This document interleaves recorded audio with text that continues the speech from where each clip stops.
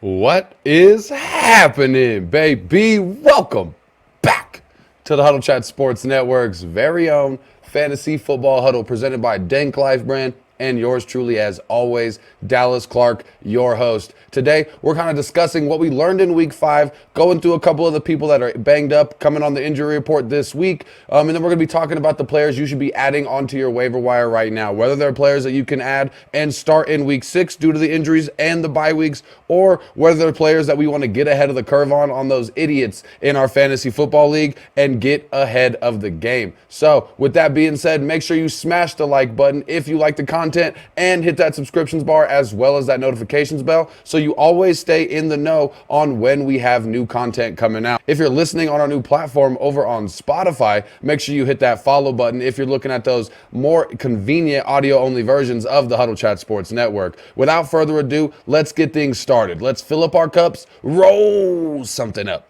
and get right into the week 6 waiver wire bonanza. Today, like I said, we're going to start out with the players that are going to be that we're going to be adding into our injury list. A couple of the notable additions. You're looking at Aaron Jones having a hip injury this week in the London game. Aaron Jones did come out and not return in the remainder of that game, but you are looking at the Minnesota Vikings having a week 6 bye. Were they just being cautious with Aaron Jones? That will be yet to see. We'll talk about Ty Chandler here in just a little bit. And then Aaron Rodgers in that game as well was kind of diagnosing himself with a low ankle sprain. Said he heard some popping and cracking. Sound like a Rice Krispies box apparently down there in his lower extremity. So Aaron Rodgers, we'll see how he's coming out. It's not like anybody was really starting Aaron Rodgers in their lineup except for like in like a super flex or multi-quarterback league. But even then, I think Aaron Rodgers, you know what I'm saying, you might look at a downgrade in like Tyler Conklin, maybe Garrett Wilson, but who knows what the quarterback position will be looking like. I'm not really too terribly worried about the Aaron Rodgers edition.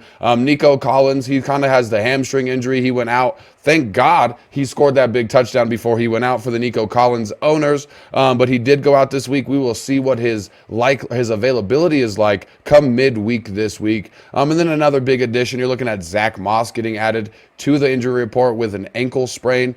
He did come back in the game after going out with the ankle injury, but then he didn't really run much after that. So we're going to see, it might be Isaiah Pacheco, like where Isaiah Pacheco immediately after the injury, didn't really seem too terribly hurt, and then now is on injured reserve. Let's hope that's not the case with Zach Moss. But like I said, just some things to keep your eyes on.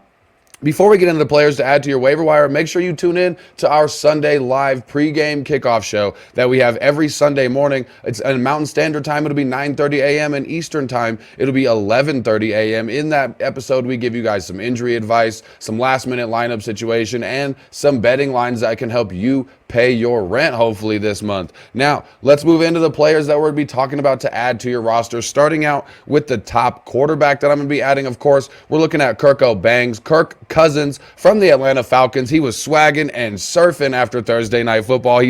I find it funny that he has kind of said that that's one of his favorite parts about being an Atlanta Falcon is the swag surf in the crowd. It's absolutely adorable from Kirk Cousins, but it looks like he's back to being in full form right now. Plus, this week he's playing Carolina Panthers, one of the worst defenses on paper in the league this year. So you're looking at not just him being one of the top 15 passing yard in a single game after last week. You're not just looking at him being one of the only 25 quarterbacks to throw for over 500 yards like he did in Thursday Night Football. I'm not just buying him off of the recency bias. I'm buying him also off the matchup this week. If you're streaming quarterback, I know we have some good quarterbacks or some good teams that are going to be out this week as far as quarterbacks go. So if you need a streamer, Kirk Cousins might be the way to go. Going into the running back position, we're going to start out with a couple of running backs that I want to add to my roster that I can immediately start potentially this week. And then I'm going to talk about some of the top handcuffs that you can add just in case. First one we're going to be talking about today is going to be Tank Bigsby. He had a great game against Indianapolis this week in Jacksonville. He outsnapped Travis Etienne 22-23. He outcarried Travis Etienne 6-13. Right now, he's only rostered in 9.5% of leagues, and he's leading all running backs in rush yards over expectation. He's the clear-cut handcuff behind Travis Etienne. He's forcing a committee at the current moment and is starting to earn some standalone value. Tank Bigsby, like I said, in a desperation move where you might have a lot of players on a bye week, you might have a ton of these injuries that we've been running through this season. Tank Tank Bigsby might actually come out and really give you some decent production in your flex position. So Tank Bigsby is definitely going to be the first person that we're going to be adding on my top priority. The next priority that I'm going to be adding in the running back position is going to be Tyrone Tracy right now. You're looking at him, and a lot of people were talking about Tyrone Tracy going into last week's game, but similar to the Indianapolis Colts backfield situation, it was kind of a toss-up between were they going to be giving the carries to Tyrone Tracy, were they going to be giving the carries to Gray, and it started out with Gray getting all the carries, and then he fumbled on the goal line that got returned for 102 yards, and from that moment, Brian Dable really started to go with Tyrone Tracy for the entirety of the game, and he had an absolute monster game with no Devin Singletary out there. He had 18 carries for 129 yards. He's still playable if there's no Devin Singletary. I would definitely start him in my flex this week, but he also can carve out a larger role, and that's why I wouldn't be hesitant to add him to my roster, because even if Devin Singletary comes back this week, comes back next week, the way that Tyrone Tracy played and the way that he ran this ball, even the announcers were talking about, they may have discovered something in this late rookie that they got in the draft this year. The only question really being, is the Giants offense good enough for two running backs, for you to have a 1A and a 1B, have a situation like you have in Washington with Brian Robinson and Austin Eckler? That will need to be seen. But right now with Devin Singletary either on the injury or coming back from the injury, I like Tyrone Tracy's chance to be started in your lineup this week. Going on to the handcuff running backs I wanted to talk about.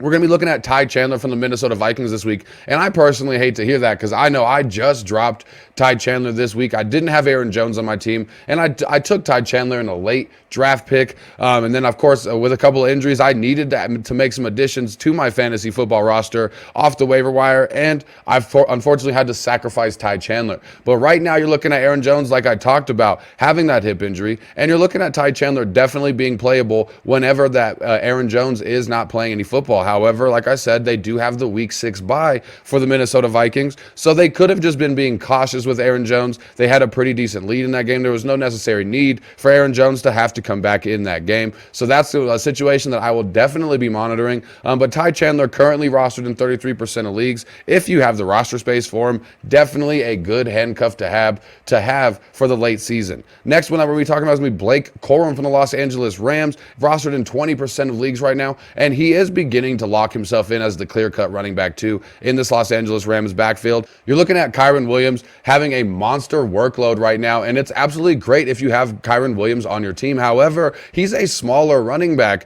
and the amount of pressure that they're putting on him and the amount of work they're putting on to Kyren Williams is making me concerned if Kyren Williams can play a full 17 games.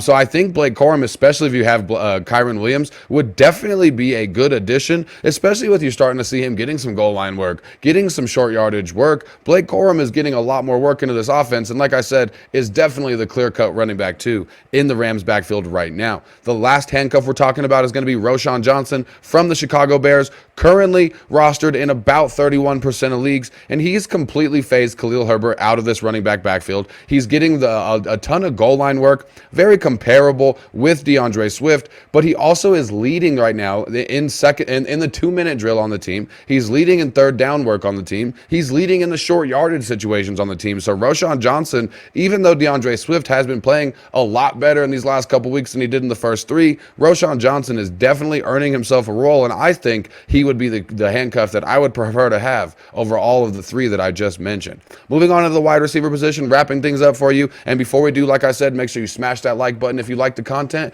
and hit that subscriptions bar if you haven't yet. Also, check down in the description below so that way you can get the access to our Discord, where we're giving you guys the weekly newsletter. I give you more detailed information than I can get here, and it's what we're getting going to get a nice group of people started, a nice community going before we get our website started next season. So make sure you check in the description below on your way down to comment and let me know what your lineup advice questions are for this week, and go on over to that Discord and join the community right now. Moving to the wide receivers that we're talking about is going to be Josh Downs. First off, from the Indianapolis Colts, we've been talking about him since he came back from injury. This week, he led the team with 12 targets, and it's going to be a similar situation to Michael Pittman Jr. You're liking him a lot more if he has Joe Flacco. However, you're looking at the connection that he had with Anthony Richardson last season. You're looking at Anthony Richardson struggling so far through the first few games of the season, and honestly looking really good in that game that he went out with the hip injury. Before the hip injury, could Josh Downs be the key to unlock Anthony Richardson with the chemistry they have, the connection that they have? Could that extra piece be what they need to get Anthony Richardson really going in the short yardage situations? I think so. Josh Downs is definitely, with his target share,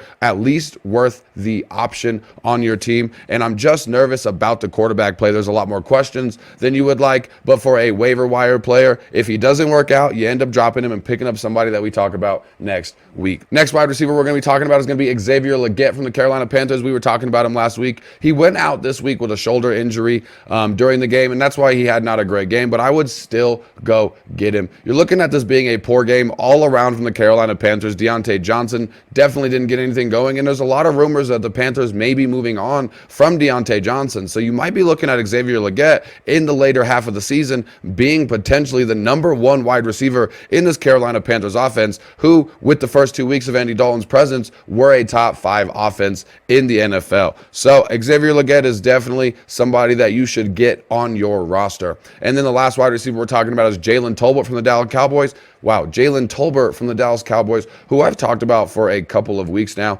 and you've seen the role increase with no Brandon Cooks. This week he had 10 targets, led the team even more than CeeDee Lamb.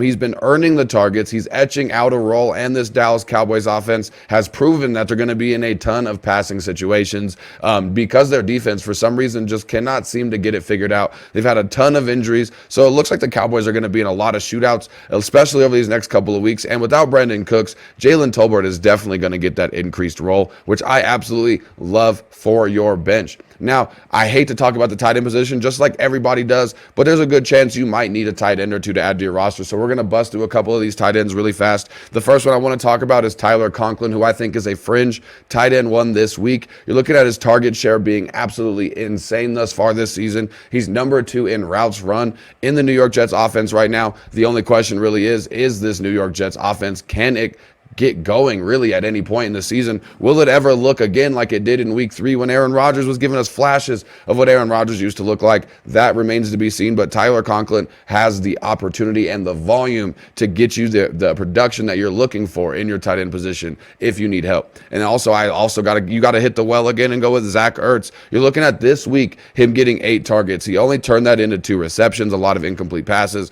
One of them, incompletions, was almost a huge touchdown for Zach Ertz, and he just hasn't scored a touchdown yet this season. There's been a lot of unrealized air yards for Zach Ertz in this Washington Commanders offense, but the way this Washington Commanders offense has been built thus far in 2024, you want to get a piece of it. And who would have thought we'd be talking about that in August? But it's not just for the opportunity that Zach Ertz presents, it's the matchup that Zach Ertz has this week playing against Baltimore. They're absolutely horrible, surprisingly, against the pass, and right now they're allowing the 3rd most points per game to the tight end position. So Zach Ertz definitely is a decent option you can add into your roster this week. That's going to do it for our week 6 waiver wire episode. Make sure you stay tuned and hit that subscriptions bar so that way you don't miss our stardoms and situms. That's going to be coming out tomorrow or the day after. Our trade episode that you're going to be getting the information on. All of the information that you need for your fantasy football lineup, we provide to you every day of every week. So make sure you check us out, and thank you so much for tuning in today. Make sure you always keep your chin up and your attitude down, and I'll see y'all next time. Peace out.